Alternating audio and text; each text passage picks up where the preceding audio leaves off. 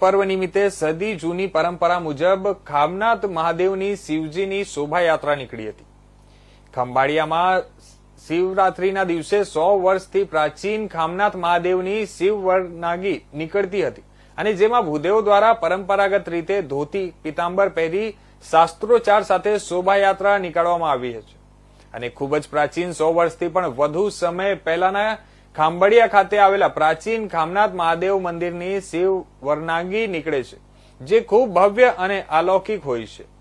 ખંભાળિયાના રંગમહેલ શાળા પાસેથી 150 કિલો ચાંદીની શંકર પાર્વતી તથા ગણેશજીની પ્રતિમાને ચાંદીની પાલખીમાં ખૂબ જ શણગાર કરીને અને ભૂદેવો મંત્રોચ્ચાર સાથે પ્રસ્થાન કરાવી હતી, જે ખંભાળિયાના જુદા જુદા સ્થળોએ શોભાયાત્રા સ્વરૂપે ફરીને અંતે ખામનાથ મહાદેવ મંદિરે પૂર્ણ થઈ હતી।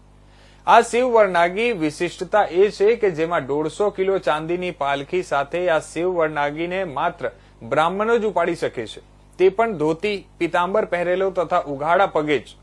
આ શોભાયાત્રા સમગ્ર ગામમાં ફેરવીને કલાકો સુધી ચાલીને ખામનાથ મંદિરે પહોંચી હતી અને આ શિવ વરનાગીમાં આગળ ઢોલ નગાડા નોબત સાથે ડીજે પાર્ટી ભજન ધૂન તથા આગળના ભાગે બ્યુલગો સાથે ભક્તો જોડાયા હતા।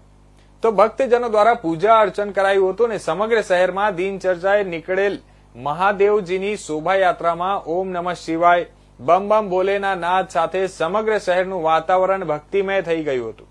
ત્યારે ભૂદેવો સહિત જિલ્લા કલેક્ટર સહિત મોટી સંખ્યામાં શિવ ભક્તોએ આ શિવ શોભાયાત્રાના દર્શન પૂજન કર્યા હતા।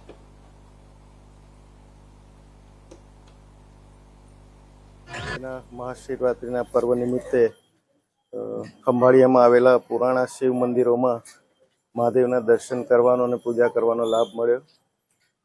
મને અહીંયા જે માહિતી મળી એ મુજબ ખંભાળિયામાં ઘણા બધા પૌરાણિક મહાદેવના મંદિરો 200 વર્ષથી જૂના હોય એવા તો ઘણા બધા મંદિરો છે।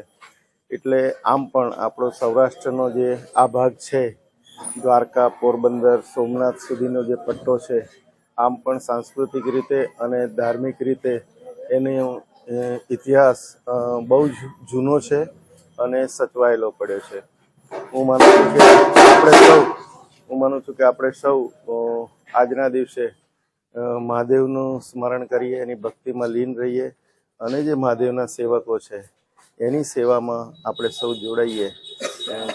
દરેક વ્યક્તિ જીવ છે એ શિવ તરફ ગતિ કરે છે અને દરેક જીવની આપણે કંઈક ને કંઈક રીતે સેવા કરીએ અને અમને તો મોકો જ સરકારી સેવાનો મળ્યો છે, એટલે કોશિશ કરીએ કે લોકોની જેટલી વધુને વધુ સરકારી સેવાઓ યોજનાઓ એના માધ્યમ થકી લોકોને આપણે સેવા કરી શકીએ। Thank you.